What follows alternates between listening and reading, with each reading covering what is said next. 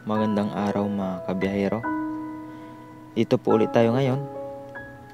Ito may nakita akong nakamotor, si Manong.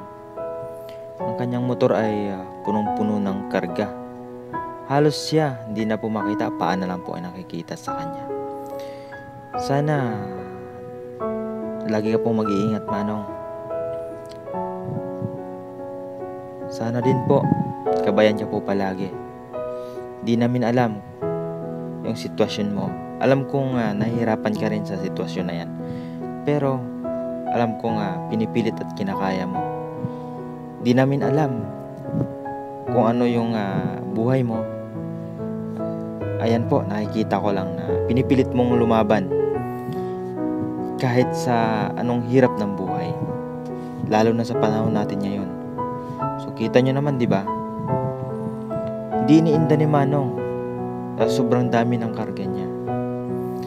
Kaya naman sana po sa iba dyan lumaban kayo ng patas, di ba?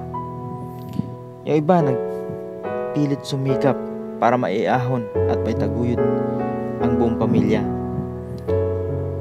O, di ba? Makikita po natin si Manong nagsisikap po siya, di ba? Yan po, di niya po iniinda yung karga niya. Kahit na yung side mirror niya di na po nakikita, di niya na po nakikita yung nasa likuran niya. Sana Manong lagi ka pong mag-iingat.